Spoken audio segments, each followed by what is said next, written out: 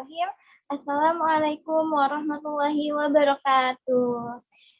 Selamat bergabung untuk MD Farms di pagi hari ini dalam sesi sharing session MDF bersama Dr. Regi yang akan membahas pemenuhan gizi seimbang untuk keluarga.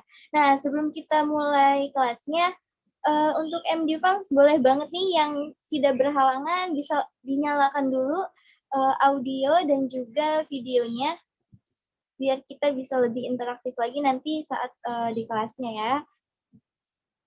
Yo, silakan ya yang sedang tidak berhalangan untuk menyalakan video. Oke.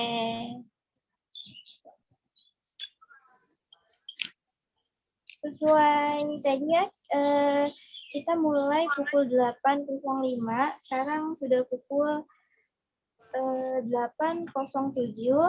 Nah, Ninfams izin untuk membuka sharing session kita pada pagi hari ini dengan kita sama-sama baca Bismillah. Bismillahirrahmanirrahim. Terima kasih untuk MD Farms yang sudah menyempatkan waktunya untuk hadir pada pagi hari ini. Semoga keadaannya sehat-sehat semua ya. Amin. Amin ya rabbal alamin. Oke, nah pada pagi hari ini kita akan ada sharing session bersama Dr. Reki membahas seputar pemenuhan gizi seimbang untuk keluarga. Nah, sebelum itu boleh banget nih MD Farms keluarin buku catatannya, alat tulisnya untuk menyatat materinya. Nah, alhamdulillahirrahmanirrahim, pada pagi hari ini kita dapat berkumpul bersama untuk mencari ilmu. Semoga waktu yang kita luangkan ini bermanfaat dan kita bisa mendapatkan ilmu yang insya Allah akan berguna untuk kita dan juga keluarga. Dari salawat dan salam kita panjatkan kepada junjungan kita Nabi besar Muhammad Sallallahu Alaihi Wasallam. Kita juga bersyukur kepada Allah Subhanahu Wa Taala yang telah mengizinkan kita masih tetap dapat beraktivitas sehingga bisa dapat hadir pada pagi hari ini. Oke.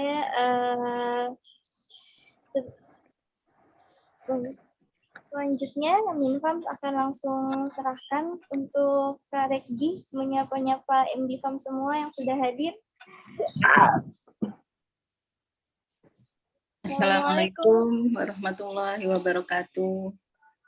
Waalaikumsalam warahmatullahi wabarakatuh. Selamat pagi MD Farms semua. Ini suasananya hujan ya, awet. Tapi ini saya lagi di Tangerang sih, nggak tahu kalau di tempatnya Mbak Ria gimana, Mbak? Sama Mbak, di sini juga hujan di Depok. Ya, hujan ya. Ya, semoga hujan yang sangat adem, sejuk ini nggak menghalangi niat kita ya, karena biasanya jam-jam ngantuk nih, kayak kondisinya untuk tidur, goler-goler. Oke.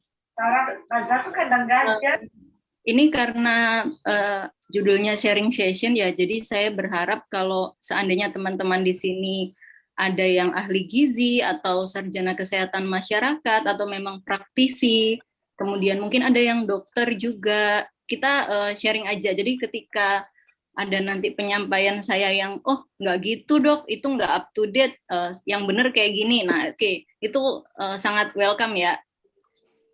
Saya izin share screen ya, Mbak Ria. Ya, silakan dok. Bismillahirrahmanirrahim. Ya, oke. Ini udah terlihat belum ya? Sudah dok, sudah terlihat. Nah, baik. Bismillahirrahmanirrahim. Assalamualaikum warahmatullahi wabarakatuh. Perkenalkan saya Regi, panggil aja Regi, karena di sini sesinya bukan antara dokter dengan pasien, maka bebas boleh panggil nama, Mbak, Adik, dipersilahkan.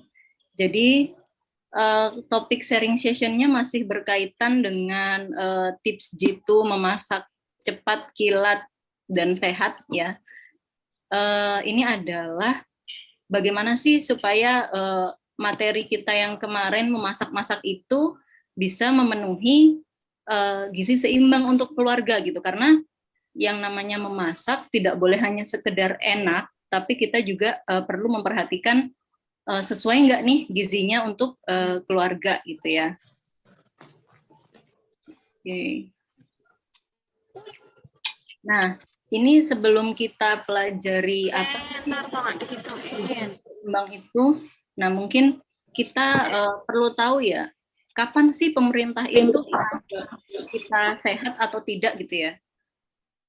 Karena kita nih udah merasa sehat nih, nggak sakit, nggak demam, tapi ternyata pemerintah bisa jadi menilai itu bukan indikator sehat mereka gitu ya.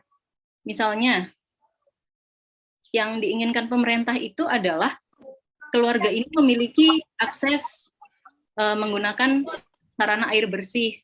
Kemudian bayinya harus mendapatkan imunisasi dasar lengkap. Karena apa? Imunisasi dasar lengkap ini, kayaknya ada suara yang bocor. Ya. Nah, imunisasi dasar lengkap ini kenapa penting banget? Karena apa? Penyakit-penyakit yang diwajibkan pemerintah untuk imunisasi adalah memang penyakit-penyakit yang fatality rate-nya tinggi atau tingkat kematiannya tinggi. Kalau ada yang tingkat kematiannya tidak tinggi, tapi angka kecacatannya tinggi, misalkan campak. Campak mungkin dilihat orang hanya ruam-ruam saja, tapi ternyata cukup banyak orang yang anak-anak yang terkena penyakit campak itu pada akhirnya menderita ketulian, kemudian penglihatannya jadi menurun dan sebagainya. Jadi yang diinginkan pemerintah itu sebelum kita bicara mengenai gizi yang seimbang adalah indikator-indikator sehat ini. Nah, kemudian keluarga memiliki akses atau menggunakan jamban keluarga. Nah, mungkin kita mikir ya, masa sih hari gini tahun 2022 gitu loh ada yang nggak pakai jamban? Ada, masih ada banget teman-teman. Jadi saya pernah ke daerah Kintamani di Bali, itu mereka ketika buang air besar itu masih di pekarangan. Oke, masih di pekarangan. Kemudian yang sedihnya lagi adalah di sekitar pekarangan itu masih ada juga peternakan babi, kemudian peternakan sapi, kambing gitu ya. Nah, dari situ muncullah transmisi penyakit infeksi. Jadi karena siklusnya dia berputar dari tanah, kemudian tanah diinjak oleh hewan peliharaan dan lain sebagainya, akhirnya penyakit kecacingan itu sampai hari ini masih banyak di Indonesia. Kemudian persalinan ibu di fasilitas pelayanan kesehatan. Nah, ini mungkin juga teman-teman masih bertanya-tanya sih, hari gini emang nggak ada ya? Emang masih ada yang melahirkan di dukun atau di orang yang dibilangnya orang pinter gitu ya? Tapi ternyata memang masih ada.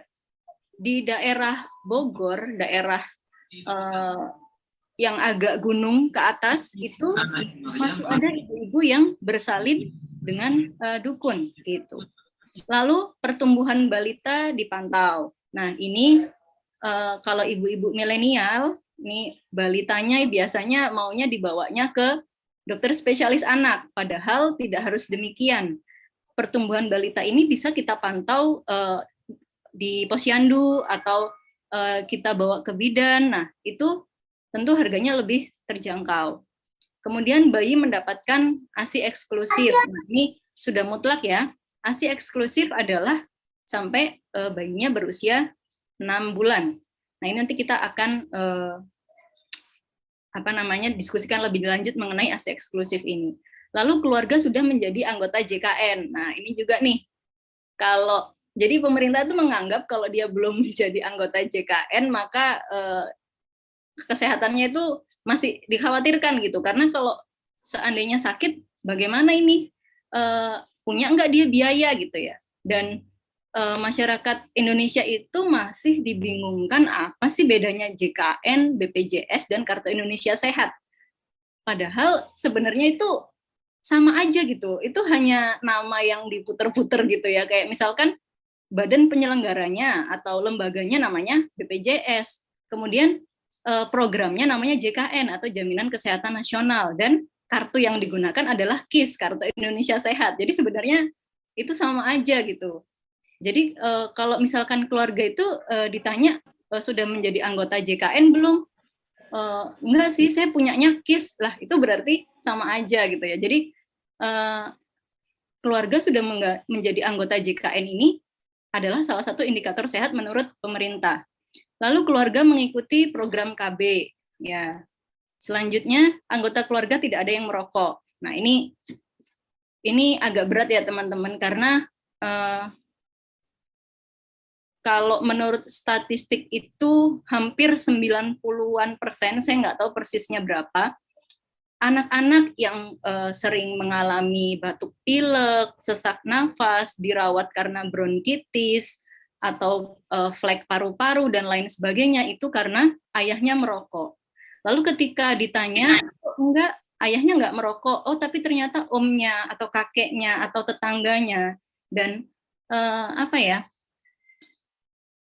sering juga berdalih, misalkan, oh enggak kok saya enggak merokok di depan anak gitu ya, tapi ketika dia merokok di luar, lalu asap-asap nikotin dan tarnya itu masih menempel di baju, itu juga bisa menjadi bahaya untuk balita yang ada di rumah. Kemudian indikator sehat berikutnya menurut pemerintah adalah penderita TB paru yang berobat sesuai standar, penyakit hipertensi yang berobat teratur. Nah ini berat ya, karena rata-rata orang punya penyakit hipertensi itu dia nggak sadar, enggak kok saya nggak apa-apa, padahal tensinya sudah 150/90, bahkan saya pernah dapat pasien tensinya 200/100, tapi dia tidak merasa pusing. Akhirnya apa? Ini bahaya banget ya, karena bisa terjadi juga serangan jantung gitu ya. Lalu penderita gangguan jiwa berat, baik yang diobati atau tidak. Nih. Nah, kita masuk ke permasalahan gizi. Kalau di Indonesia ini disebutnya double burden atau beban ganda. Jadi kalau anak-anaknya ini malahan justru ada yang berat bayi lahir rendah atau BBLR, kemudian ada masalah stunting, KEP atau kekurangan energi protein, lalu gizi buruk. Sementara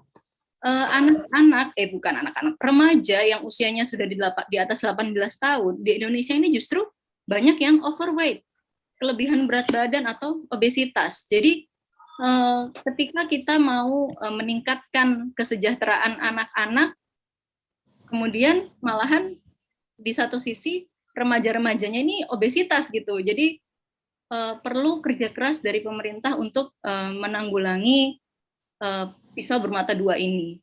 Nah, selanjutnya untuk orang-orang lansianya, penyakit masalah gizinya adalah masalah-masalah degeneratif, diabetes, hipertensi, dan lain-lain. Nah, ini yang saya jelasin tadi, kalau Indonesia ini sedang mengalami beban ganda permasalahan gizi. Jadi 37% di Indonesia ini balita pendek. Terus 12,1-nya tidak pendek tapi kurus. Kemudian 11,9% balitanya berat badannya kurang. Kondisi pertumbuhan pendek dan kurus pada balita ini mengkhawatirkan banget ya teman-teman, karena dia bisa menghambat kemampuan kognitif atau intelijensia dan motorik dari anak. Juga dia meningkatkan risiko penyakit tidak menular atau penyakit-penyakit degeneratif pada saat dewasa. Lalu kegemukan pada orang dewasa ini juga merupakan faktor risiko dari penyakit tidak menular atau penyakit degeneratif. Jadi kalau secara umum di dunia, Indonesia ini termasuk dalam 17 negara dengan 3 masalah gizi terjelek di antara 117 negara-negara di dunia. Jadi kita dapat peringkatnya itu di ranah-ranah yang menyedihkan gitu ya. Oke. Nah, ini ya. Ini seberapa besar sih masalah kekurangan gizi di Indonesia ya? Jadi ini tadi sudah disebutkan ya, 10% tuh bayi di Indonesia itu beratnya kurang dari 2,5 kilo. Jadi kasihan ya kalau misalkan dia harus mengejar ketertinggalan berat badannya itu gitu. Terus pertumbuhannya juga jadi nggak maksimal, lalu perkembangannya juga. Nah, 19,6% balita di Indonesia itu memiliki berat badan yang nggak sesuai sama umurnya. Nah, mungkin teman-teman udah sering banget dengar 1000 hari pertama kehidupan ya, atau yang biasa disebut masa emas dan kritis. Jadi 1000 hari pertama kehidupan ini menentukan dia akan tumbuh kembangnya seperti apa di atas umur 2 tahun kelak. Jadi ketika saat konsepsi bahkan, jadi ketika ibu itu sudah merencanakan kehamilan, itu sudah memerlukan gizi yang seimbang. Jadi pemenuhan gizi baik yang mikro maupun yang makro atau protein. Karena apa? Pada saat awal-awal itu pembentukan embrio, kemudian pembentukan otak, lalu pembentukan organ-organ ini membutuhkan asupan gizi yang tinggi. Misalnya pada 20 minggu pertama itu ada peningkatan kecepatan dari jumlah sel di dalam tubuh. Sementara kalau 20 minggu berikutnya itu yang ditingkatkan itu adalah ukuran sel. Jadi kalau 20 minggu pertama itu jumlah sel, maka 20 minggu berikutnya adalah ukuran selnya gitu. Nah, setelah bayi itu lahir, dia akan mencapai tinggi badan, berat badan, dan perkembangan optimal. Tapi itu harus dibutuhkan zat gizi yang mikro dan makronya seimbang. Jadi nggak boleh salah satu. Kalau zat gizi yang makro itu biasanya banyak didapatkan dari protein, karbohidrat, kemudian lemak ya. Sementara yang mikro itu kebanyakan dari vitamin dan mineral. Jadi ketika kita hanya konsumsi salah satunya saja, maka tumbuh kembangnya nggak akan optimal. Nah, apa sih konsekuensi pangan dalam perbaikan gizi di masyarakat itu ya? Jadi dampaknya kalau terganggu itu bisa terjadi kegangguan kemampuan kognitif, fisik, dan penyakit. Lalu konsekuensi penurunan produktivitas, daya saing, dan pertumbuhan ekonomi. Tapi ini terlalu jauh ya. Saya beri contoh saja. Ada anak kelas 2 SD, kelas 2 ini ya, dia belum bisa membaca dengan lancar. Lalu ibunya itu sibuk mengeleskan dia ke sana kemari gitu ya, atau meminta tolong gurunya untuk memberi jam tambahan dan lain sebagainya. Tapi lupa kalau kenapa sih anak ini tuh memiliki kesulitan konsentrasi dalam belajar gitu ya? Karena memang dari tubuhnya sendiri anak ini masih tingginya kurang, lalu berat badannya kurang dibandingkan teman-teman seusianya. Jadi dia tidak bisa bersaing di dalam kelas, tidak bisa mengikuti pelajaran. Nah, jadi ketika kita ingin anak kita katakanlah pintar gitu ya, atau bisa memahami pelajaran di sekolah, kita perhatikan dulu gizinya. Gitu. Oke, ini tadi ya gangguan gizi pada 1000 hari pertama kehidupan janin. Untuk dampak jangka pendeknya itu gangguan perkembangan otak. Kenapa gangguan perkembangan otak ini bahaya? Karena jangka panjangnya bisa ada gangguan kognitif dan prestasi belajar. Lalu dampak jangka pendeknya, tubuhnya itu dan komposisi badannya itu pendek. Akhirnya apa? Kapasitas kerjanya kurang baik. Lalu metabolisme glukosa atau gula, lipid, protein, terganggu juga hormon, reseptor, gen, dan lain sebagainya ya.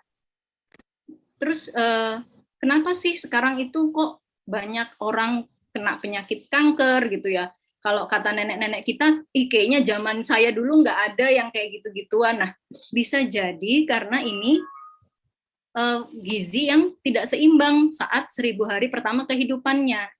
Antara itu gizi kurang atau berlebih. Jadi ketika kita bicara ketidakseimbangan, maka itu kita bicara antara kurang atau kelebihan gitu. Nah, kenapa sih masyarakat kita ini masih bingung gitu ya untuk ini seimbang nggak ya gitu. Tapi untungnya ya ibu-ibu milenial itu punya keinginan kuat untuk belajar ya. Jadi kasus-kasus stunting itu perlahan-lahan mulai menurun jumlahnya, walaupun masih ada.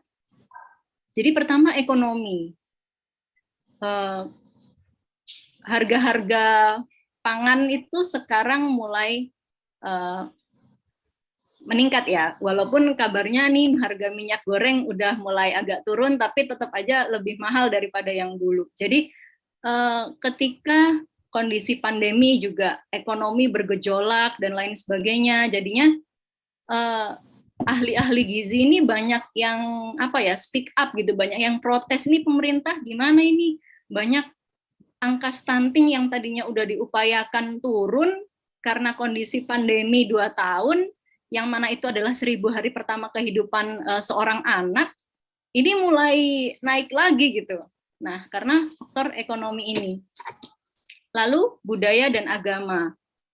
Sebagian budaya itu mungkin masih menganut vegetarian ya. Tapi vegetariannya ini juga ada yang masih boleh ikan, kemudian ada yang masih boleh telur, dan ada yang tidak boleh sama sekali. Nah, ini menjadi dilema bagaimana sih pemerintah mengedukasi orang-orang yang vegetarian, kemudian bagaimana gizi mereka tetap tercukupi, karena kan walaupun konsumsi suplemen, tapi tetap tidak bisa seperti real food gitu ya, seperti kita konsumsi real food. Lalu faktor yang mempengaruhi ketidakseimbangan gizi berikutnya adalah kondisi kesehatan atau riwayat penyakit dari seseorang. Teman-teman, kita sedih banget gitu ya kalau misalkan di rumah sakit kita melihat anak umur 8 tahun, anak umur 9 tahun udah kena diabetes. Jadi ada yang kita sebutnya diabetes tipe 1 yang memang dari faktor genetik. Jadi kondisi penyusunan gizi seimbang ini bisa berbeda-beda tiap orang ya, tergantung riwayat penyakitnya dia. Kadang satu rumah ini bisa jadi keperluan gizinya beda-beda. Misalnya, kakeknya punya sakit jantung, neneknya pernah riwayat stroke, kemudian kakaknya pernah sakit ginjal. Nah, ini udah beda-beda nih komposisi gizinya, dan memang diperlukan konsultasi kepada ahli gizi yang berkompeten gitu. Lalu untuk menyusun gizi seimbang berikutnya, kita juga pertimbangkan usia dan berat badan.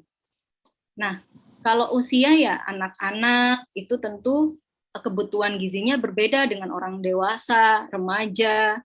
Lalu berat badan. Kemudian aktivitas fisik. Semakin tinggi aktivitas fisiknya, maka kebutuhan kalorinya, kebutuhan gizinya juga makin meningkat. Lalu kebiasaan, like or dislike, atau suka dan nggak suka. Jadi kadang ada keluarga yang dia nggak suka ikan. Kenapa sih nggak suka ikan gitu? Males soalnya ada duri-durinya, milihin gitu. Udah enakan makan daging aja atau ayam, kan itu gampang gitu. Nah, ini permasalahan kebiasaan yang harus diubah. Atau enggak kok, aku tetap makan ikan, tapi ikannya yang durinya sedikit gitu ya, kayak misalkan salmon atau ikan-ikan yang durinya tuh enggak kecil-kecil gitu ya, kayak lele atau ikan bawal. Nah, itu padahal kalau kita mengesampingkan ikan-ikan yang lain, nah mungkin kita nggak dapat tuh mikronutrien yang ada di makanan yang tidak kita suka itu gitu. Lalu ketersediaan pangan. Nah, kalau ini bukan ranah kita ya, ini ranahnya pemerintah, karena kadang untuk daerah yang dataran tinggi ketersediaan sayurnya itu tinggi karena memang dia memproduksi sayur, jadi ketika panen bisa langsung dikonsumsi dan masih segar gitu. Sementara orang-orang yang daerah pesisir itu sulit mendapatkan asupan sayur dan lain sebagainya. Nah, ini kewajiban dari pemerintah. Nah, ini sudah digadang-gadang sejak beberapa tahun yang lalu, yaitu Gerakan Nasional Sadar Gizi.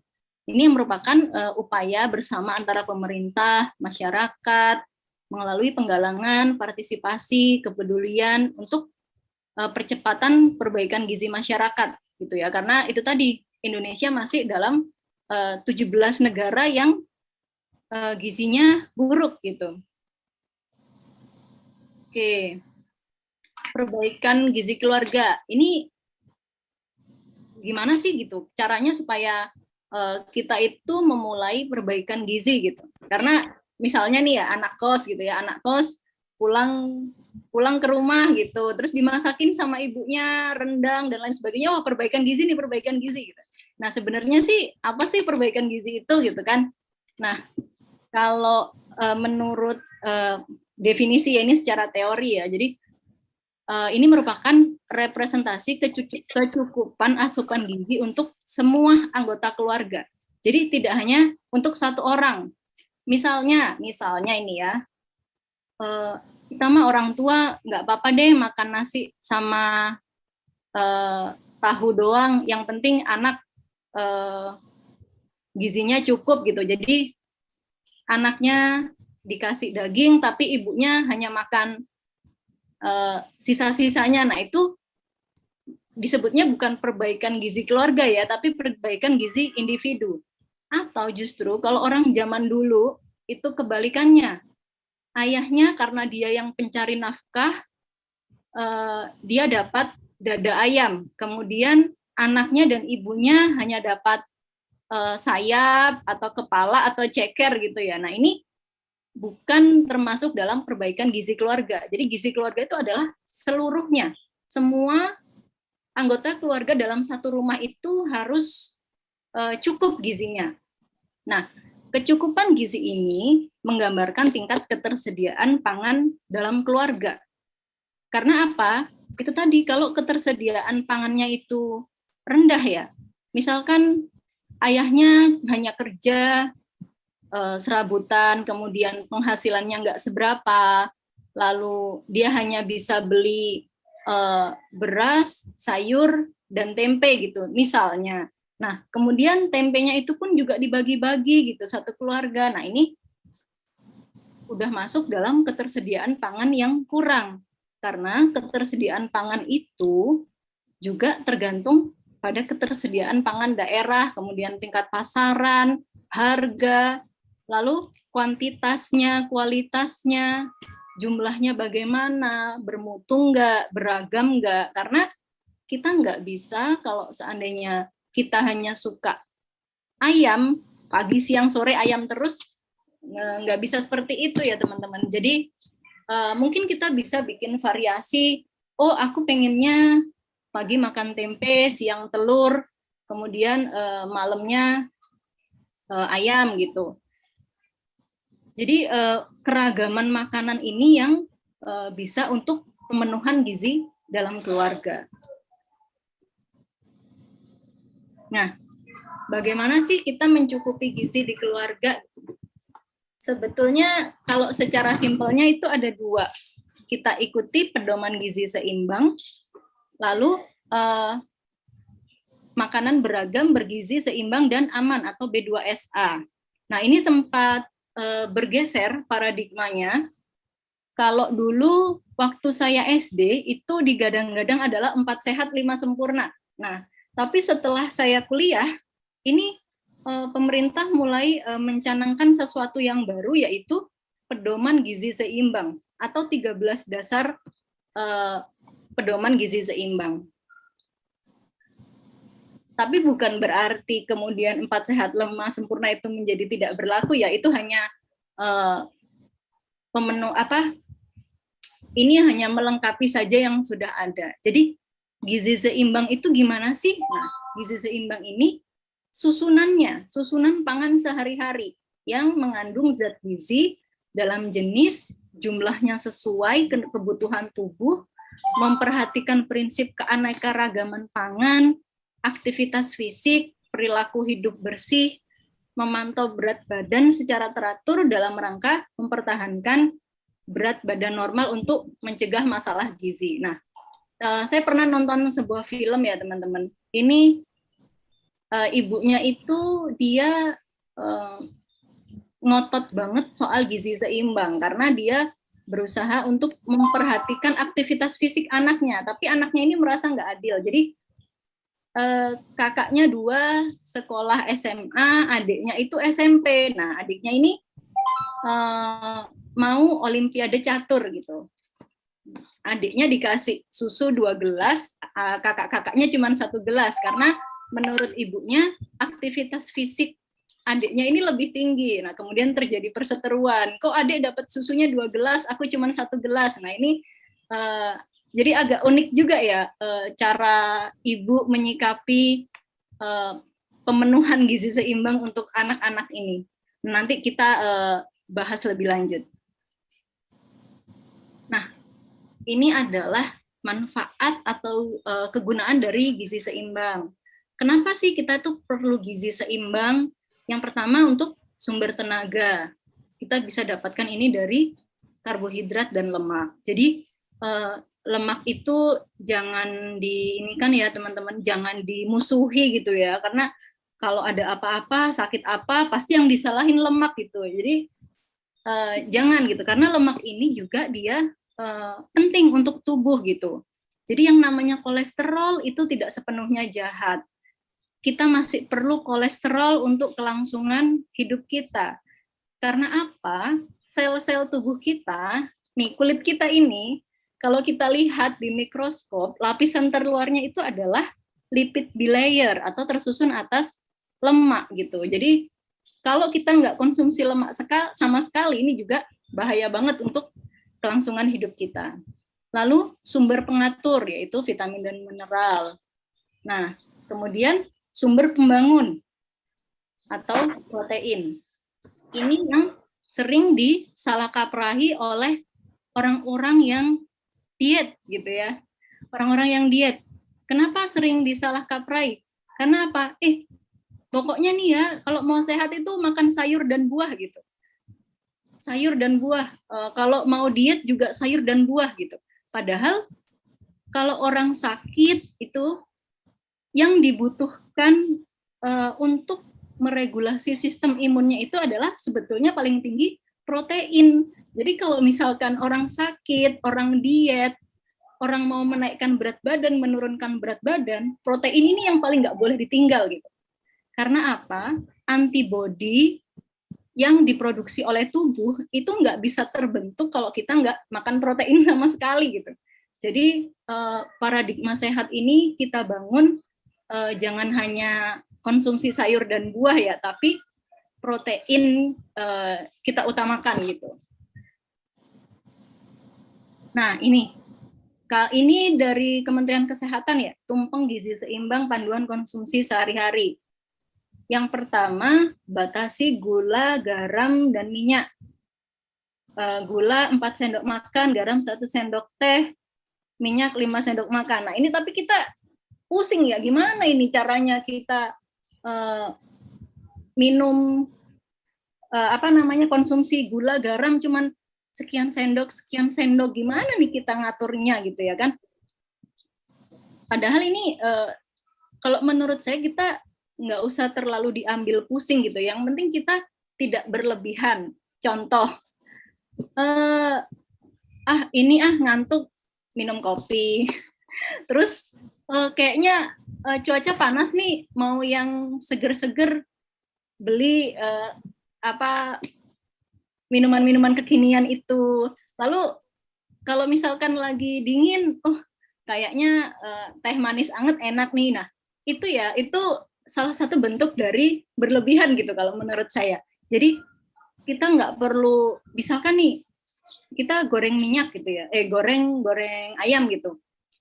Masa iya sih pakai 5 sendok doang gitu, kan jadi nanti nggak mateng ayamnya gitu ya. Ini sih yang sering jadi dilema gitu untuk ibu-ibu. Jadi prinsipnya adalah tidak perlu berlebihan gitu ya teman-teman. Jadi kalau misalkan nih hari ini kita udah makan telur goreng, telur ceplok gitu. Nah, berarti kan sudah ada konsumsi minyak di situ. Nah, oke, berarti mungkin siangnya kita bisa makan pepes atau sorenya kita bisa makan yang tumis-tumis gitu, yang tidak menggunakan minyak gitu. Lalu kemudian minum air putih 8 gelas. Nah, ini sebetulnya tidak harus 8 gelas ya, full gitu. Maksudnya di sini adalah ukuran rata-rata orang dewasa di Indonesia itu dengan gelas ukuran 250 ml itu rata-rata 8 gelas gitu. Jadi tergantung kebutuhan masing-masing orang. Kalau seandainya 7 gelas saya udah nggak terlalu haus, malahan kembung kalau kebanyakan minum. Oh ya udah, nggak apa-apa gitu. Mungkin 7 gelas itu udah cukup untuk kamu gitu. Atau misalkan ada orang yang 8 gelas tapi masih haus. Ya udah, dipersilahkan, boleh kok lebih dari 8 gelas. Jadi ini bukan patokan yang mutlak gitu. Kemudian 2-4 porsi protein. Nah, ini sempat ada ini ya, teman-teman dari ahli gizi yang menyarankan bahwa dalam satu porsi makanan itu harus ada lemak hewani dan lemak nabati gitu ya. Tapi kalau ada juga dokter yang beranggapan sebetulnya kalau kita konsumsi nasi, sayur, buah, dan satu ekor ikan itu sudah cukup gitu untuk memenuhi kebutuhan energi dalam 8 jam ke depan atau 13 jam ke depan gitu. Jadi kita yang bisa menilai kebutuhan kita, teman-teman. Lalu sayur, buah, kemudian karbohidrat. Oke, nah ini ya mungkin termasuk saya ya, penyakit karbo ini. Ketika belum makan nasi itu dianggapnya belum makan gitu. Jadi kalau ditanya, udah ini belum, udah makan siang? Belum sih, baru makan ketoprak lah, itu mah sama aja ya kan. Atau enggak kok, baru makan gado-gado gitu. Ya, sama aja. Jadi kita perlu memahami bahwa karbohidrat itu enggak hanya nasi. Atau kalau zaman sekarang orang diet harus wajib beras merah. Nah, itu juga jangan dimaknai demikian ya teman-teman, karena kalau dia suka dengan beras merah, oke, silahkan, itu bagus banget malahan. Tapi ketika dengan dia memaksakan diri makan beras merah, kemudian dia jadi nggak nafsu makan, nah itu justru bahaya gitu. Oke, nah selanjutnya ini aktivitas fisik. Ya, aktivitas fisik ini tentu berbeda dengan olahraga. Kalau olahraga itu dirutinkan ya. Jadi ini juga masih PR sih buat saya, olahraga ya. Jadi kalau olahraga itu diartikan dia memiliki waktu yang rutin, kemudian durasinya itu teratur setiap harinya, itu disebutnya olahraga, dan itu bisa berupa bersepeda, senam, kemudian sepak bola. Nah, kalau ibu-ibu rumah tangga itu, termasuk saya mungkin ya, kadang males berolahraga karena udah capek di rumah gitu, aktivitas fisiknya udah banyak, kalorinya sudah terbakar juga. Nah, cuman pembakaran kalori dalam bentuk aktivitas fisik ini sebetulnya tidak seimbang atau tidak setara kalau dibandingkan dengan olahraga yang rutin gitu. Oke. Nah, ini adalah 4 pilar gizi seimbang. Yang pertama, mengkonsumsi aneka ragam pangan gitu ya. Jadi jangan itu lagi yang dimakan. Lalu membiasakan perilaku hidup bersih dan sehat gitu. Karena walaupun gizinya sudah seimbang, tapi kalau perilaku hidupnya nggak bersih, nggak sehat, ya transmisi penyakit, infeksi terus akan selalu ada gitu. Lalu melakukan aktivitas fisik, ya kan? Karena sekarang ini sudah mudah zamannya, kemana-mana bisa pakai Gojek atau apa namanya, mau pesan makanan tinggal klik-klik aja, mau ambil uang dan lain sebagainya nggak perlu, udah ada e-money. Nah, sementara zaman kita dulu kenapa sih nenek-nenek kita itu langsing-langsing gitu ya kan? Karena mau belanja mesti jalan kaki. Nah, sekarang kita mau belanja naik Gojek, naik motor gitu. Itu sih teman-teman. Jadi karena perubahan tren kehidupan ini yang membuat masalah gizi di Indonesia ini nggak kelar-kelar gitu. Nah, ini apa sih manfaat pemenuhan gizi gitu ya? Yang pertama ini di masa kehamilan. Untuk kita memiliki kualitas janin yang baik, yang sehat, yang nggak mudah keguguran, yang tidak cacat atau tidak ada penyakit kongenital. Ini saya sekedar cerita ya teman-teman. Ini kesedihan di keluarga besar saya. Jadi sepupu saya itu anaknya lahir anencefali atau tempurung kepalanya tidak sempurna. Jadi pada saat hamil itu kata dokter kemungkinan dia kurang asam folat. Nah, ini ya teman-teman, maksudnya asam folat ini kan bisa gitu ya dikonsumsi melalui suplemen.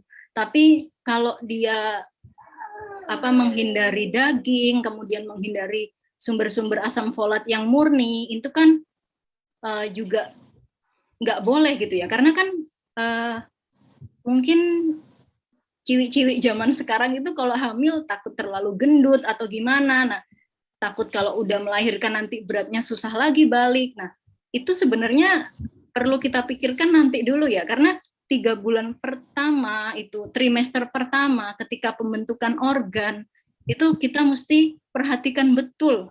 Kalau perlu makan telur tiap hari gitu, nggak usah takut nanti jangan makan telur bisulan, itu mitos ya teman-teman ya. Karena ketika masa kehamilan ini yang kritis banget gitu untuk janin kita, jangan sampai kita menyesal gitu. Lalu berikutnya adalah bayi. Ini perlu sekali ASI eksklusif ya, walaupun kita juga nggak boleh dalam tanda kutip memusuhi atau menjudge atau menjuliti atau mengkritisi mereka-mereka yang memang punya kasus spesial tidak bisa memberikan ASI untuk anaknya gitu ya. Jadi kalau kata influencer zaman sekarang itu kita harus saling mensupport. Apakah itu dia lahir sesar normal, apakah dia ASI eksklusif atau support. Nah ini saling mendukung gitu ya, mom support mom gitu. Jadi ketika bayi memang yang paling ideal adalah ASI eksklusif dan itu tidak bisa ditawar gitu ya. Kemudian ASI ini adalah satu-satunya makanan yang komplit. Ketika kita sudah mulai makan makanan berat, nasi, kemudian karbohidrat, protein, lemak, multivitamin, mineral, itu kita pusing mungkin mikirnya ya, tapi di ASI semua itu sudah ada gitu. Makanya ketika bayi hanya mengkonsumsi ASI, dia tetap bisa tumbuh dan berkembang secara optimal gitu. Jadi sayang banget kalau masa-masa pemberian ASI ini dilewatkan oleh seorang ibu. Lalu balita, nah ini pemenuhan gizinya manfaatnya adalah untuk kesempurnaan fisik, dia mulai beraktivitas, belajar jalan, kemudian bersosialisasi dengan teman-temannya. Selanjutnya adalah usia sekolah. Ini penting untuk konsentrasi dia belajar. Kenapa sih anak-anak yang di rumah itu sarapan, itu ternyata menurut penelitian prestasi belajarnya lebih baik daripada mereka yang tidak sarapan di rumah gitu. Nah, ini pedoman gizi seimbang sebagai pengganti dari 4 sehat 5 sempurna nih katanya gitu. Yang pertama, syukuri dan nikmati aneka ragam makanan gitu ya. Ke teman-teman kita nggak perlu ya kita nggak perlu ya melihat makanan atau kombinasi-kombinasi makanan dari orang-orang di luar negeri yang kayaknya enak tuh, kayaknya kita keren banget kalau bisa makan itu gitu. Padahal sebetulnya di Indonesia sendiri aneka ragam pangan ini tuh udah banyak banget, luas banget, dan dari satu jenis bahan pangan aja, misalkan bayam nih, itu tuh bisa dibikin aneka ragam pangan yang banyak ya, nggak hanya sayur bening, tapi juga bisa dibikin orek-orek dengan telur, kemudian sayurnya ini juga bisa dibikin keripik gitu ya, bahkan. Jadi yang pertama itu adalah aneka ragam makanan. Lalu perbanyak makan sayur, cukup buah-buahan, konsumsi lauk pauk yang mengandung protein tinggi, aneka ragam makanan pokok gitu. Jadi maksudnya di sini adalah kalau kita sudah fanatik dengan nasi, ya sebaiknya sih jangan nasi aja. Bisa kita sekali-kali ganti karbohidrat kita dengan singkong, kemudian dengan kentang, lalu jagung, dan lain sebagainya. Batasi konsumsi pangan manis, asin, dan berlemak. Biasakan sarapan pagi. Nah ini nih, sebagian orang kadang, oh saya tuh nggak biasa sarapan. Kalau saya sarapan tuh malahan mules perutnya. Nah ini kita perlu bangun pola ibaratnya itu kayak bowel habit biasanya. Jadi membiasakan lambung dan usus untuk menerima sarapan pagi. Contohnya apa? Biasanya ini saya nggak mengeneralisasi ya, tapi rata-rata orang yang tidak bisa sarapan pagi yang mual itu karena malamnya itu terlalu banyak makan gitu. Jadi sebelum tidur dia mungkin makan martabak apa segala macam. Jadi ketika pagi perutnya rasa nggak enak, jadi tidak siap untuk menerima makanan. Nah kemudian dia berangkat kerja, dia berangkat sekolah, akhirnya tanpa sarapan. Akibatnya apa? Produktivitas kerjanya menurun. Lalu biasakan minum air putih yang cukup dan aman. Biasakan membaca label pada kemasan pangan. Lalu cuci tangan pakai sabun dengan air yang bersih mengalir. Lakukan aktivitas fisik yang cukup dan pertahankan berat badan normal dan ideal. Oke. Balance diet atau diet yang balance. Berapa sih lemaknya, berapa proteinnya, berapa karbohidratnya, berapa sayur dan buahnya, itu mesti kita perhatikan. Jadi kalau lemak ini kita bisa dapatkan dari lemak nabati dan hewani gitu ya. Lemak nabati ini contohnya alpukat. Jadi kalau misalkan kita sudah makan soto mie Bogor nih yang banyak banget lemak hewaninya, terus kemudian kita lanjutkan dengan minum jus alpukat, yang mana alpukat itu adalah lemak nabati. Nah, jangan salahkan lambung kita atau usus kita kalau kemudian setelah makan itu 2 jam berikutnya kita diare gitu ya teman-teman. Jadi prinsipnya adalah ketika kita bingung, ini sudah seimbang belum ya, ini salah nggak ya, prinsipnya adalah jangan berlebihan, itu aja. Lalu protein ini bisa dari ikan, daging sapi, ayam, telur, tahu, tempe. Oke. Nah, ini. Terus gimana sih gitu ya kita menghitung kebutuhan kalori? Ini saya ambil dari postingannya Kementerian Kesehatan gitu.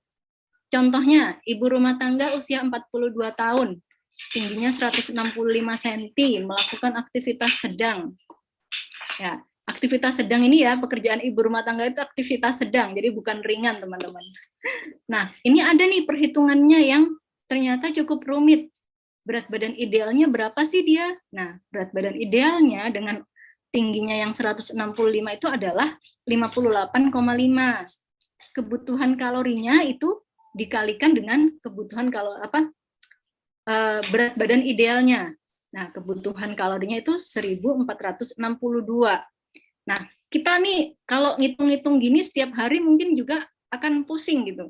Ini saya makan nasi, tempe 2 potong, sayur kangkung. Ini cukup nggak ya 1681 kalori? Nah, ini kita bisa gunakan aplikasi teman-teman. Jadi ini saya bukan promosi aplikasi ya, tapi sekarang udah banyak aplikasi di Play Store atau website-website yang membantu kita untuk menghitung kebutuhan kalori kita. Jadi kita tinggal masukkan aja tinggi badan kita masukkan berat badan kita, nanti dia akan keluar sendiri kebutuhan kalorimu berapa sih gitu. Nah, kalau cewek berapa ya? Nah, kalau cewek itu butuhnya sekitar 1.600 sampai 2.400. Laki-laki 2.000 sampai 3.000. Tapi ini masyarakat umum ya. Kalau seandainya kasusnya dia adalah atlet, kemudian pekerjaannya itu berat, itu berbeda kebutuhan kalorinya. Jadi tidak semua orang memiliki kebutuhan kalori yang sama, meski jenis kelaminnya sama. Karena apa? Ada faktor usia, berat badan, tinggi badan, gaya hidup, tingkat kebugaran, dan jenis aktivitas harian. Kalau orang yang benar-benar strict dietnya, dia punya target untuk menaikkan atau menurunkan berat badan, maka dia harus detail dan teliti dalam menghitung kalori makanannya. Jadi selain dia menggunakan aplikasi penghitung kalori, dia juga setiap mau makan itu ditimbang gitu. Jadi dia beli timbangan, boleh timbangan digital atau timbangan manual, dia timbang, oh nasiku ini harus 100 gram gitu misalnya. Kemudian menggunakan gelas ukur. Nah ini kalau seandainya dia mau masak nasi atau dia mau membuat pasta, itu dia menggunakan gelas ukur. Lalu cara berikutnya adalah menggunakan perbandingan, membandingkan kalori makanan yang kurang familiar dengan makanan keseharian gitu. Nah, jadi sebetulnya tidak ada ilmu pasti ya teman-teman. Kalau misalnya ya, contohnya 1 centong nasi itu diibaratkan 100 gram nasi gitu. Tapi ternyata centongnya si rumah A sama centongnya si rumah B ini beda gitu ukurannya. Nah, ini jangan sampai pusing ya teman-teman, karena memang di slide sebelumnya tadi perlu diingat bahwa tidak ada ilmu pasti yang digunakan untuk menghitung kalori makanan gitu. Nah, ini simulasinya ya, contoh ya. Jadi misalnya si nasi ini 100 gram, maka di situ kalorinya adalah 175. Dari karbohidrat 40, proteinnya 4, lemaknya perbandingannya 5 gitu. Jadi di dalam 100 gram nasi ini bisa ada 40 kalori dari karbohidrat, kontribusinya segitu gitu. Kemudian roti, dalam 80 gram roti ini ternyata setara dengan 100 gram nasi gitu. Jadi kalau kita nyemilnya roti bakar, atau kita nyemilnya martabak, itu ternyata sama aja kayak makan nasi gitu. Lalu dalam 50 gram ayam itu mengandung 95 kalori dengan 10%-nya protein. Es krim juga ya teman-teman. Es krim itu dalam di mana? Di atas ya? Oke. Nah, ini contohnya ya, contoh lagi. Jadi, misalnya 6 sendok makan nasi merah atau setara dengan 100 gram nasi merah. Nah, ternyata itu kalorinya 160. Terus 2 buah kentang yang sedang ukurannya. Terus itu setara dengan 210 gram, kalorinya kurang lebih sama 160. Jadi ketika orang bilang belum makan nasi tapi dia udah nyemil kentang goreng, maka itu juga dianggap sudah memenuhi kebutuhan karbohidratnya ya, tapi tidak gizi secara umum gitu. Oke. Nah ini tadi kan sempat ada bacalah kemasan dari setiap makanan yang kita ini. Nah, gimana sih cara membaca informasi nilai gizinya gitu? Karena di setiap kemasan pasti ada nutrition fact di belakangnya.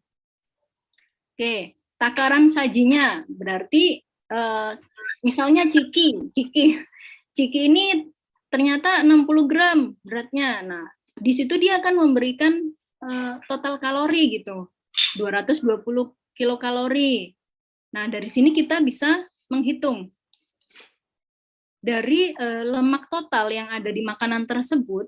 Nah, itu adalah kandungan lemak dalam 1 kali penyajian gitu. Jadi kandungan lemak dalam 1 kemasan tersebut ya. Jadi kalau kita makannya 2 kemasan, 3 kemasan ya berarti lemak, protein dan lain-lainnya ini dikali 3 gitu.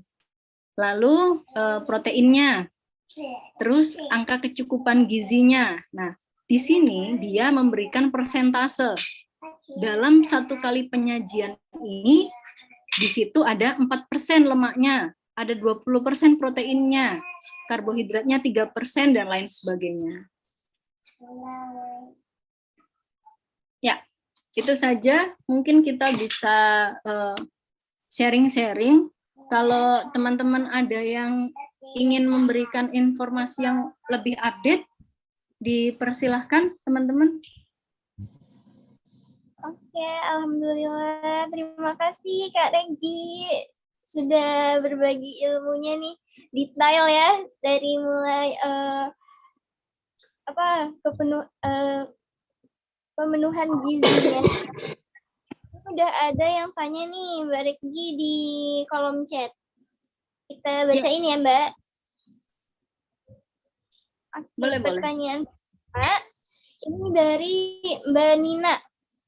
Assalamualaikum dokter, saya punya anak balita umur 22 bulan yang dalam grafik KMS berat badannya bisa dibilang tidak naik secara signifikan beberapa bulan ini.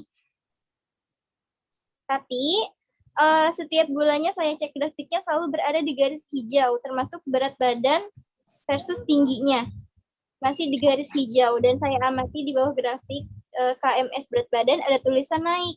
Grafik berat badan mengikuti garis pertumbuhan atau kenaikan berat badan sama dengan KBM. Jadi saya berpikir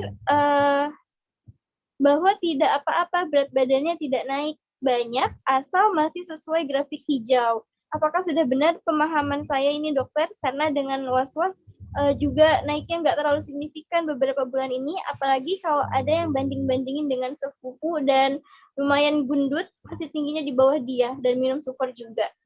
Anak saya nggak ada tambahan sufor. Nah, ini gimana nih, Mbak?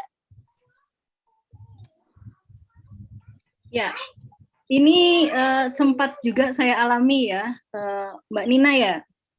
Jadi, kita perlu membedakan antara, jadi kalau di grafik KMS itu kan dia menurut usia ya, berat badan menurut usia. Nah, sementara status gizi itu kita lihatnya dari berat badan menurut tinggi badan, gitu. Jadi kalau selama itu masih di garis hijau dan dia tingginya itu masih sama dengan tinggi teman-teman seusianya, kita sebetulnya nggak perlu khawatir, kecuali garisnya itu sudah sampai, kalau kita menyebutnya itu di kedokteran turun 2 standar deviasi, artinya dia sama sekali nggak naik beratnya, kemudian di grafiknya itu merosot. Nah, itu perlu diwaspadai sebagai stunting gitu. Nah, ketika kita memang rutin dan kita sudah mengupayakan dia untuk makan makanan gizi seimbang, kita nggak perlu khawatir. Nah, sebetulnya mungkin dari kita pribadi tidak khawatir. Yang bikin galau adalah omongan orang. Ketika kita dibanding-bandingin gitu ya kan, kita awalnya fine-fine aja kok, anakku pinter, anakku ceria, anakku aktif gitu. Tapi ketika ada yang ngomporin gitu ya, kita jadi agak tersulut juga ini gitu kan. Nah, yang jelas ketika kita mulai ada kekhawatiran, melihatnya jangan orang lain, tapi kita lihat grafik. Kalau kita masih ragu, kita tanya orang yang memang ahli di bidangnya, atau kita bawa ke bidan terdekat, kita konsultasikan dengan posyandu gitu. Jadi ini apa ya, rasa was-was ini ternyata dialami. Kita si Mbak Nina nggak sendiri, tenang aja. Gitu. Jadi selama masih naik, walaupun naiknya nggak signifikan, nah, tenang aja. Anaknya masih aktif, masih lincah, kita tenang aja. Oke. Oke, jadi nggak perlu terlalu khawatir ya Mbak Rekni ya. Iya, betul. Nah, selanjutnya nih ada Bunda Alia yang sudah raise hand. Silakan untuk open mic-nya. Ya, silakan. Terima kasih. Assalamualaikum warahmatullahi wabarakatuh. Waalaikumsalam warahmatullahi wabarakatuh. Izin bertanya, dokter. Ya. Anak saya kan umur 11 tahun. Udah di atas balita ya. 11 tahun kelas 5 SD. Tapi dia susah sekali makan, terus nggak suka sayur. Makannya juga sedikit. Jadi tinggi badan sama berat badannya memang nggak ideal. Itu untuk mengantisipasi yang umur 11 tahun, kan udah di atas balita ya. Itu bagaimana caranya? Terima kasih. Assalamualaikum warahmatullahi wabarakatuh. Waalaikumsalam. Ini sebetulnya saya belum punya anak yang umur 11 tahun, tapi saya sedikit sharing aja kalau dari guru-guru saya itu cara mensiasatinya. Jadi kalau anak udah umur segitu, dia kan udah punya apa ya, preferensi, keinginan. Oh, aku nggak suka ini, aku nggak suka itu gitu ya. Jadi kita tanya dulu, kamu kenapa nggak mau makan gitu? Biasanya karena udah kenyang gitu. Aku nggak lapar kok gitu. Jadi aku merasa nggak perlu makan gitu. Nah, kita kalau dari guru saya itu menyarankan bikin list. Anak ini sukanya apa gitu. Nah, dari kesukaan-kesukaan dia itu kita rolling setiap minggu atau mungkin setiap 5 hari. Nah, itu kita sarankan dia untuk memilih sendiri, atau dia sebutkan kalau dia nggak suka sayur, apakah boleh diganti buah. Nah, ini sebenarnya jawabannya bukan boleh atau tidak ya, tapi ada juga orang yang dia nggak suka sayur sama sekali tapi bisa kok gede dan jadi orang pinter gitu ya. Nah, kalau kita memang khawatir banget anak ini nggak suka sayur, kalau saya diajarinnya adalah cara main umpet-umpetan. Jadi si sayur ini dipotong tipis-tipis, kemudian diaduk, dicampurin sama telur dan lain sebagainya. Atau kita bikin bolunya ternyata dari wortel gitu. Jadi anak ini tetap dapat asupan sayur gitu. Atau kalau dia nggak suka ini bentuknya buah karena rasanya nggak enak di lidahnya, kita buatkan jus gitu. Atau jadi ada share kayak semacam komunitas atau perkumpulan emak-emak yang anaknya GTM gitu. Saya sempat bergabung, anak saya yang nomor 3 juga sempat susah makan gitu, dan ternyata saya coba akali cara-cara tersebut dan alhamdulillah sekarang sudah mau makan gitu. Cukup terjawab nggak, Kak Alia?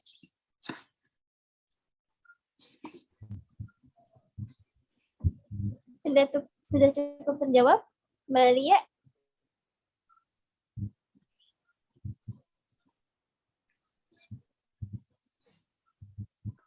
Oh, sudah. Masih. Ya. Sudah. Terima kasih. Terima kasih. Ya. Nah, pertanyaan selanjutnya nih, ada pertanyaan di kolom komentar dari Mbak Ina. Mbak Ina nanya nih, Mbak, kalau buat makanan manis, asin, berlemak, kalau punya anak-anak itu kan agak sulit ya. Nah, kira-kira itu terus 4 anak ini punya kebutuhan yang berbeda.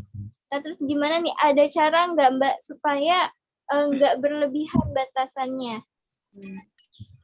Terus yang bukan pakai satuan untuk hitungan kalori atau gram gulanya, suka bingung konversinya. Nah, itu gimana nih, Mbak Rekji?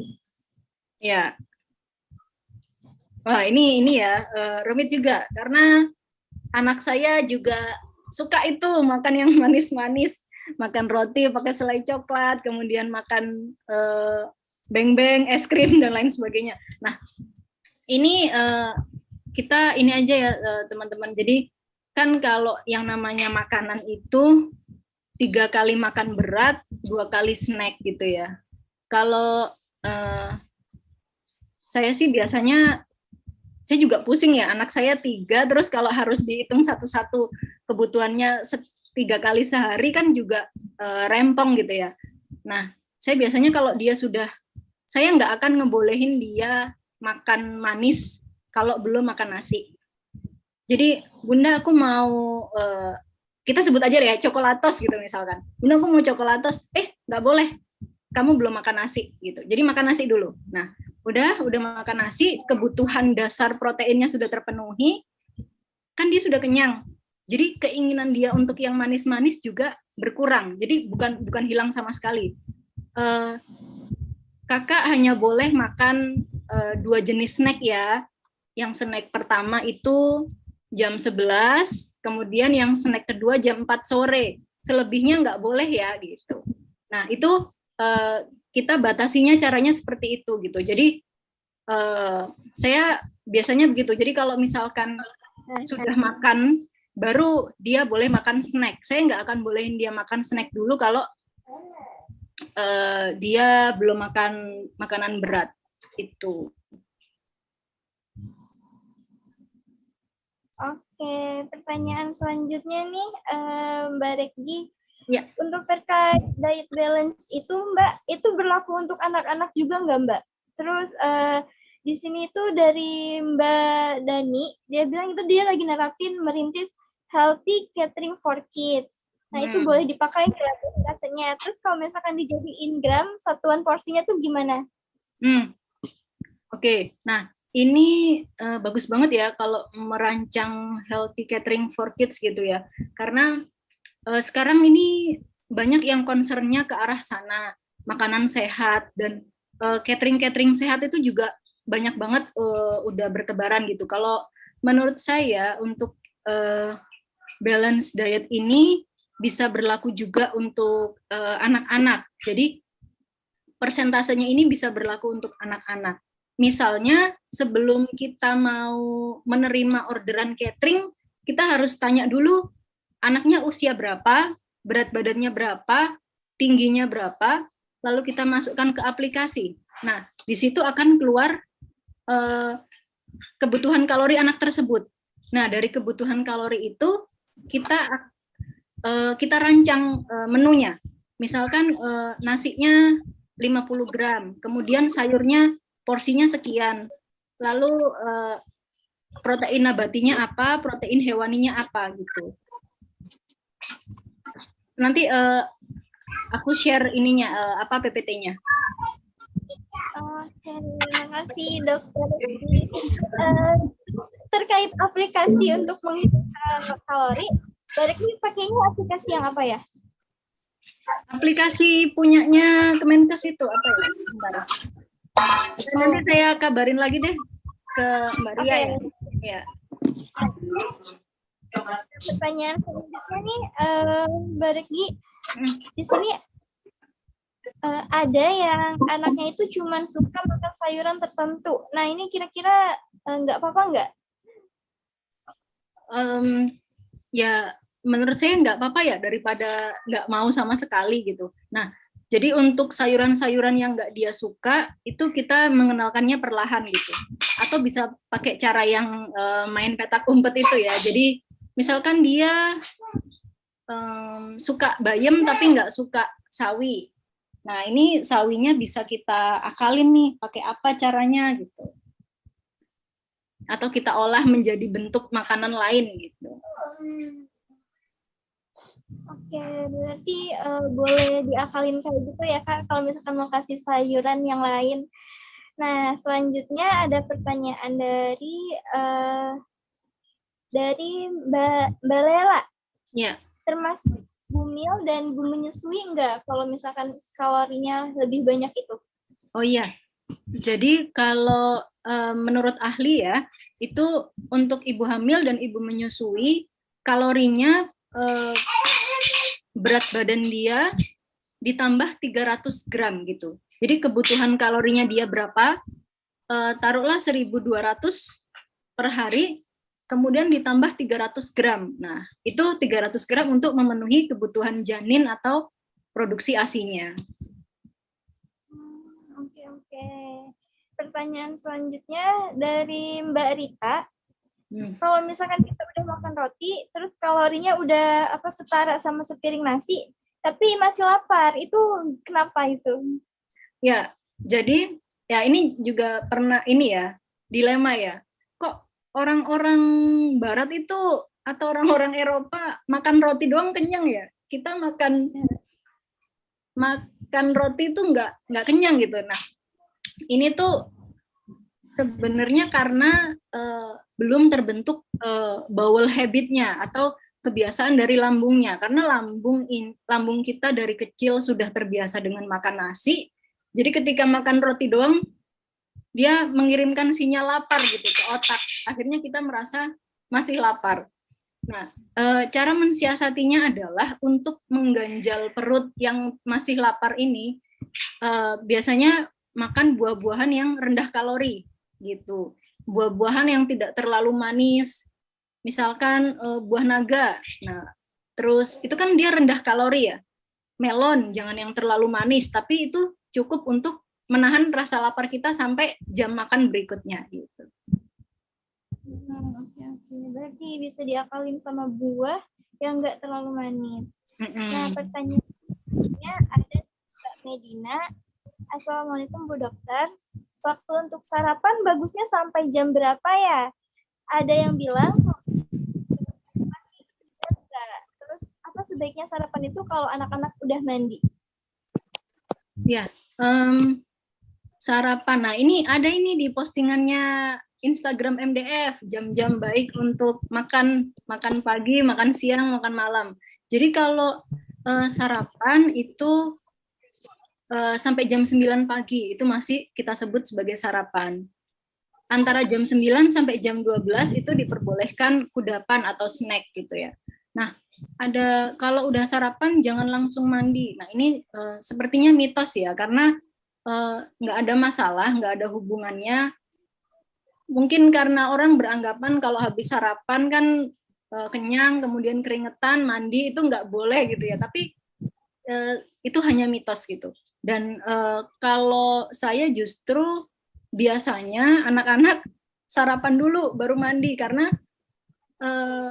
habis sarapan itu kan dia langsung sikat gigi ya untuk berangkat sekolah. Jadi kalau dia mandi dulu, sikat gigi, kemudian makan, nah itu sayang, itu giginya habis sikat gigi terus dikasih asupan makanan gitu. Gitu. Oke. Nah, pertanyaan selanjutnya masih dari Mbak Medina juga. Ini dia punya anak 2 tahun, beratnya itu 10,5.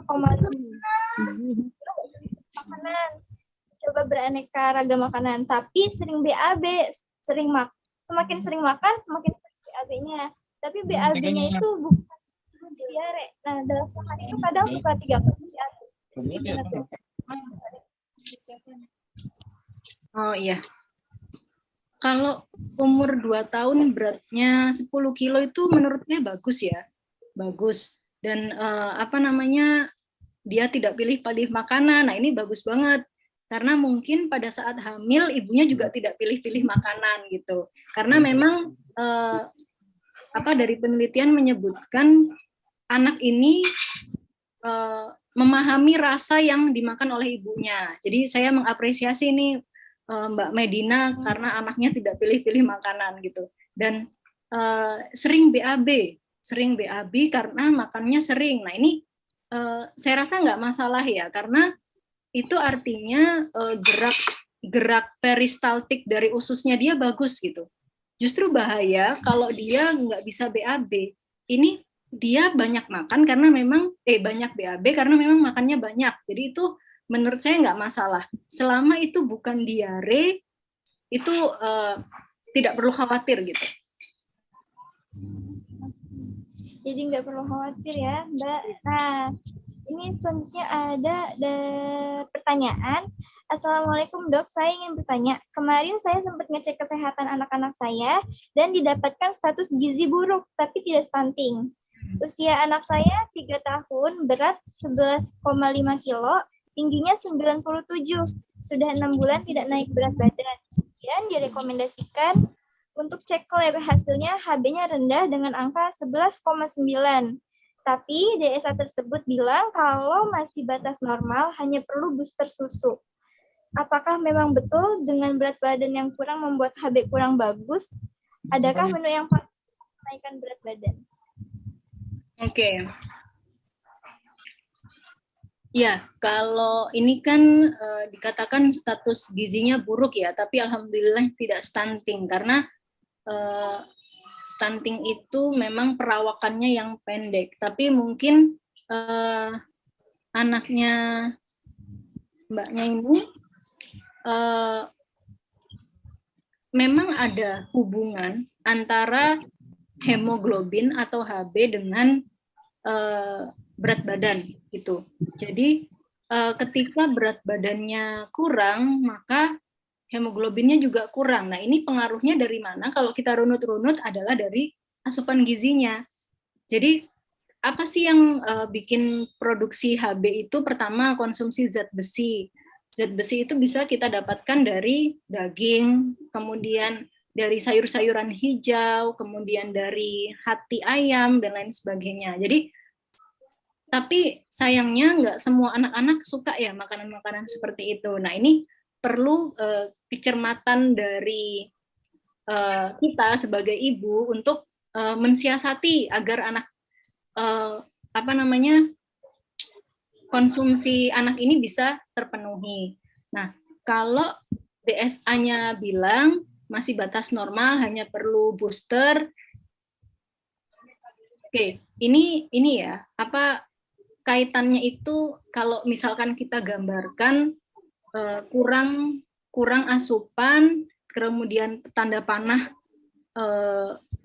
ke atas ini karena mengakibatkan berat badan rendah, kemudian tanda panah ke bawah, HB kurang gitu. Nah, ini jadi hubungannya itu memang secara tidak langsung gitu. Caranya adalah itu tadi kita mensiasati asupannya. Kalau seandainya dari DSA ini menyarankan ibunya ke ahli gizi untuk konsultasi mengenai bagaimana anak ini asupannya baiknya gimana, kemudian ketersediaan pangan di daerah Maluku itu seperti apa gitu. Kalau menu yang paling cepat adalah yang tinggi protein, tinggi kalori, tinggi protein gitu. Jadi kalau kita mau ngejar berat badan, itu biasanya saya kasih anak telurnya lebih banyak. Jadi misalkan satu kali makan kalau dia lagi biasa-biasa aja 1 telur, tapi ketika dia lagi sakit, saya kasih telurnya 1,5 gitu. Jadi telurnya lebih banyak. Kemudian ayam, misalkan biasanya ayamnya 1 potong. Nah, ketika kita mau ngejar berat badan, saya kasih ayamnya 1,5 potong gitu. Jadi kita kejar proteinnya, kita naikkan porsinya. Gitu.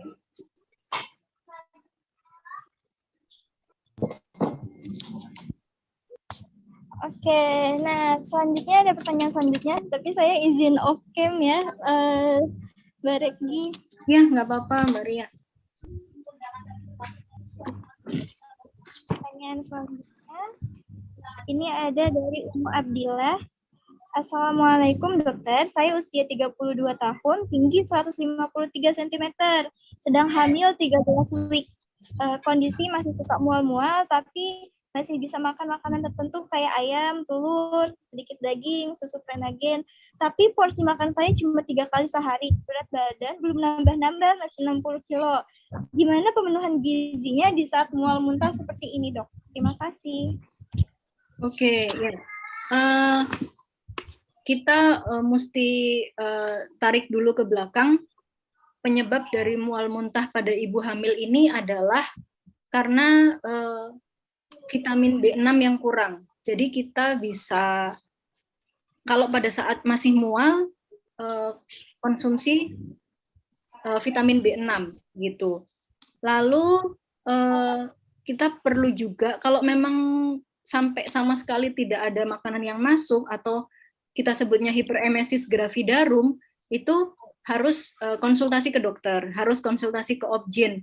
Bagaimana kondisi janinnya? Karena ketika mual dan muntah kemudian tidak ada asupan sama sekali, yang dikhawatirkan adalah tumbuh kembang dari janinnya gitu. Jadi pemenuhan gizinya di saat mual muntah seperti ini adalah, kalau saya dulu juga anak pertama pernah mual muntah seperti itu, bangun pagi saya minum vitamin B6 untuk menekan rasa mual muntahnya. Kemudian kalau ini Mbak Umu Abdillah minum susu Prenagen, saya rasa ada jenis susu Prenagen yang emesis, yang memang untuk orang mual dan memang untuk ibu yang mual dan muntah gitu. Kemudian pada saat mual dan muntah seperti ini, alhamdulillah ya masih bisa makan ayam, telur, sedikit daging gitu. Dan saya sarankan porsinya kecil, tapi sering. Jadi jangan langsung satu piring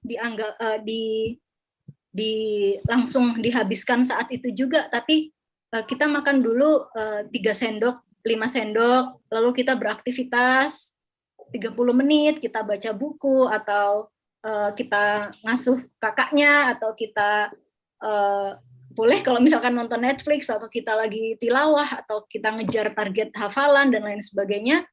Nanti 30 menit kemudian kita makan lagi 3 sendok, 5 sendok gitu. Jadi yang penting adalah tidak merangsang mual, karena ketika lambung itu terlalu penuh, maka perasaan mual itu akan lebih cepat muncul dibandingkan ketika lambung tidak bekerja keras gitu. Baik, berarti bisa diatasi dengan makannya itu sedikit-sedikit ya, Mbak Ruki? Ya, makan sedikit-sedikit. Nah, Dan selanjutnya ya.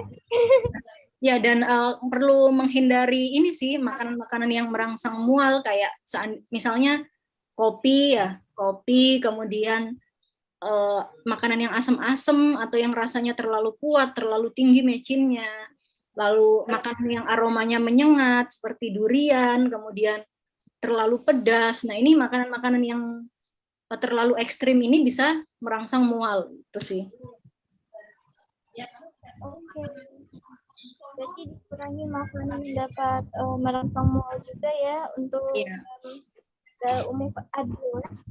Nah, pertanyaan selanjutnya ada dari Pak Muhammad Fadel. Assalamualaikum dokter, anak saya usia 1 tahun masih suka minum susu formula keterusan dari usia 1 tahun. Sebenarnya apakah masih membutuhkan susu formula atau enggak? Kalau masih, boleh berapa mili kebutuhannya dalam sehari?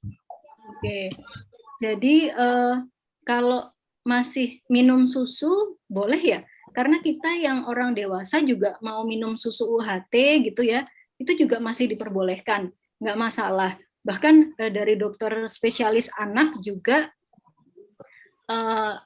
membolehkan gitu ya, karena kadang kita asupan kalsiumnya itu dari makanan masih kurang. Nah, di susu itu karena kandungan kalsiumnya tinggi, itu bisa untuk pertumbuhan tulang. Jadi boleh tetap minum susu walaupun sudah usia 3 tahun. Nah, berapa mililiter kebutuhannya dalam sehari? Nah, ini juga perlu diperhatikan ya, karena kalau terlalu berlebihan, kalau kurang mungkin nggak masalah, tapi kalau terlalu berlebihan, sebagian orang justru malah sembelit atau konstipasi, jadi sulit buang air besar. Dan sebagian orang yang lain yang dia alergi laktosa, itu malah memicu diare. Jadi kalau menurut ahli, kebutuhan susunya itu tidak lebih dari 250 ml dalam sehari. Sehari ya, bukan 1 kali minum. Jadi mungkin dari 250 itu bisa dibagi-bagi, misalkan pagi 100 mili, siang 100 mili, kemudian sorenya 50 mili gitu. Jadi kalau pada anak-anak tidak boleh lebih dari 200 mili itu. Untuk orang dewasa ada batasannya juga nggak? Kalau orang dewasa juga 250 mili. Oh, 250 juga. Cuman kadang Alhamdulillah nih. ya. Mereka mau nambahin apa tuh? Oh ya, ini kadang kan kita banyak bahan makanan yang juga mengandung susu ya. Kayak misalnya kita konsumsi black forest atau kita konsumsi brownies, itu juga di dalamnya ada kandungan susu. Nah, yang seperti itu juga mesti kita perhatikan sih. Jadi ketika mungkin hari itu kita sudah makan brownies, kita makan ini, ya mungkin kita stop dulu hari itu minum susu kemasannya gitu. Oh, oke. Berarti susu-susu yang di makanan juga masuk hitung 250 ml itu ya? Dalam makanan mungkin nggak nyampe 250 ya, tapi kan tetap ada kandungan laktosanya di situ. Gitu. Oh, oke. Nah, kalau untuk di kolom chat, alhamdulillah pertanyaannya sudah selesai nih, Mbak Rekgi. Alhamdulillah. Masih boleh. Oh, ada yang masuk lagi nih. Mbak, dari Lukman Fikri Amrullah. Assalamualaikum warahmatullahi wabarakatuh, dokter. Saya ingin bertanya, Promil, apakah seorang perempuan sebaiknya mengkonsumsi asam folat dalam bentuk kapsul atau cukup dengan mengkonsumsi susu persiapan hamil dan makanan-makanan yang mengandung asam folat? Ya, ini bergantung dari sudah berapa lama program hamilnya gitu ya. Kalau seandainya baru menikah gitu, mungkin masih bisa diusahakan dulu dengan konsumsi makanan-makanan yang mengandung asam folat dan susu persiapan kehamilan.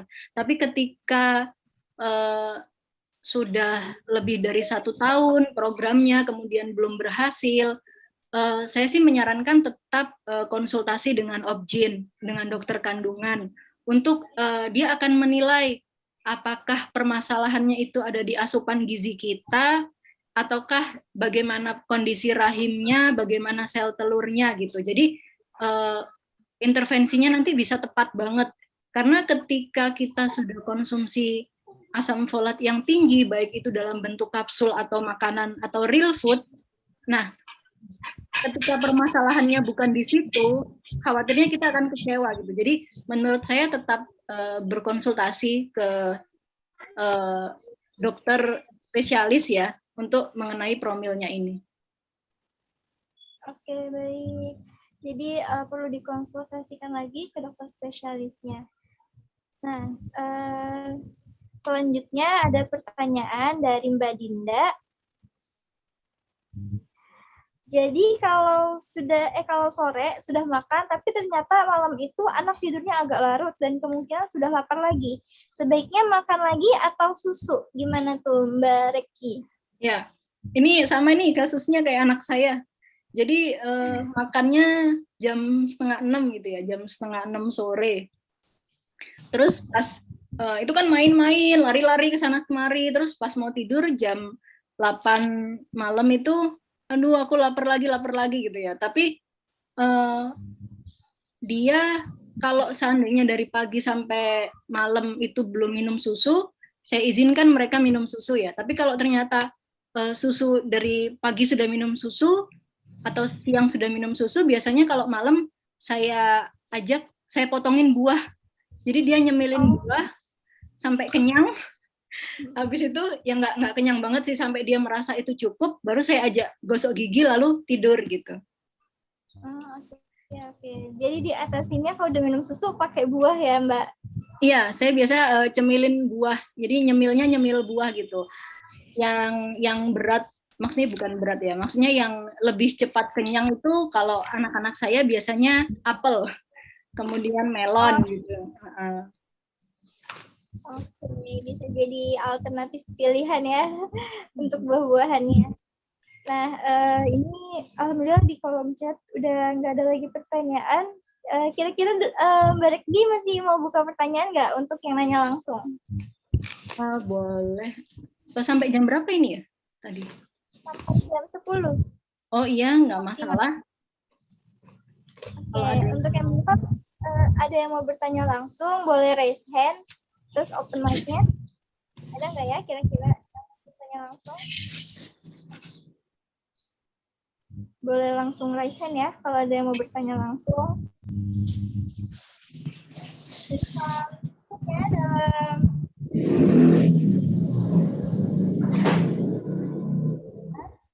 7, 6, 5, 4, 3, 2, 1. Oke. Sepertinya sudah cukup ya Mbak Regini yang bertanya. Terakhir deh pertanyaan dari saya, boleh nggak Mbak? Boleh, Maria. Tadi selesai ya, kita itu harus memaksimalkan pemberian keseimbangan gizi itu kan di 1000 hari pertama ada di dunia ini. Nah, terus gimana jika ada anak yang saat masih kecil itu kebutuhan gizinya tidak terpenuhi dengan baik. Jadi pas sudah besar tumbuhnya pun berbeda gitu ya. Nah, itu mengatasinya gimana? Kira-kira pas sudah dewasa itu masih bisa nggak diatasin gitu? Oke. Iya. Jadi kalau 1000 hari pertama itu mutlak ya, karena di sana itu selain perkembangan organ, juga perkembangan intelijensianya anak gitu. Kalau itu sudah gagal, udah terlewat gitu ya, kita ada missing di situ, tentu tidak bisa kita perbaiki. Tapi bukan berarti kita menyerah ya. Jadi kita tetap usahakan, walaupun dia di atas 2 tahun, kita tetap usahakan yang terbaik. Jadi kita mengejar atau ibarat kata menambal sulam apa-apa yang kurang selama 1000 hari pertama kehidupan itu gitu. Jadi ketika mungkin pada saat 1000 hari pertama kehidupan itu kondisi keuangan keluarga lagi kurang stabil sehingga gizinya tidak terpenuhi, maka ketika kita ada rezeki, maka yang kita utamakan adalah pemenuhan gizi untuk anak tersebut gitu. Baik, berarti masih bisa diikhtiarkan ya Mbak ya? Iya. Oke, jazakillah khair Mbak Rekti yang sudah sharing-sharing pada hari ini, berbagi ilmunya seputar pemenuhan gizi seimbang untuk keluarga. Tadi cukup lengkap ya pembahasannya, mulai dari indikator keseimbangan gizinya, manfaatnya, sampai tips cara-cara gimana keseimbangan gizi itu gimana sih. Nah, alhamdulillahirrabbilalamin. Terima kasih buat MD Farms yang sudah join pada pagi hari ini. Sebelum Minfarms tutup, Minfarms izin untuk merefresh kembali ingatan kita, meresume. Tadi ada indikator sehat sebelum gizi seimbang itu ada indikator kesehatan gizinya. Kemudian juga tadi dikatakan oleh Mbak Rekdi bahwa konsumsi zat gizi makro dan mikro itu harus seimbang. Kemudian ada terkait perbaikan gizi keluarga, itu tidak bisa salah satu anggota saja, tapi juga harus semua keluarga itu mendapatkan konsumsi gizi yang seimbang. Kemudian di sini ada cara-cara untuk menyeimbangkan gizi. Pertama, makan, terus sayur dan buah, kemudian lauk pauk protein tinggi, makanan pokoknya beraneka ragam yang harus dikonsumsi, jangan lupa sarapan, air minumnya tercukupi, baca kemasan gizi yang ada di snack-snack kemasan, kemudian cuci tangan, aktivitas fisik, dan juga pertahankan berat badan normal. Oke, terima kasih untuk MD Farms yang sudah join pada pagi hari ini. Jazakumullah khairan kasiran. Dan jazakillah untuk Mbak Reggi. Semoga pagi ini alhamdulillah dapat banyak manfaat ya, dapat banyak materi. Semoga bisa diterapkan. Kurang lebihnya Minfarms mohon maaf jika ada salah-salah kata. Minfarms tutup pertemuan kita pada pagi hari ini dengan sama-sama membaca hamdalah. Alhamdulillahirrahmanirrahim. Kita baca doa kafaratul majelis. Subhanakallahumma Terima kasih untuk yang sudah gabung. Jangan lupa hadir di kelas keluarga bulan Juli beres-beres rumah. Karena tadi sama Mbak Luki juga dibilang ya Mbak, beres-beres rumah itu hidup bersih itu juga berpengaruh. Kalau nggak diseimbangin sama makan kebutuhan gizi yang seimbang, kalau nggak ada hidup bersih dan sehatnya itu jadi kurang maksimal ya Mbak ya? Iya, betul. Jadi kalau misalkan kita sudah mengupayakan gizi seimbang, tapi ternyata PHBS di rumahnya atau perilaku hidup bersih di rumahnya juga kurang baik, maka tujuan sehatnya jadi tidak tercapai gitu. Oke, Masya Allah itu ya jadi nggak maksimal MD Farms. Nah, jangan lupa hadir di kelas bulan Juli besok. Pekan depan di hari Sabtu jam 9. Sampai jumpa nanti. Wassalamualaikum warahmatullahi wabarakatuh. Waalaikumsalam warahmatullahi wabarakatuh. Jazakumullah khairan. Jazakumullah khairan.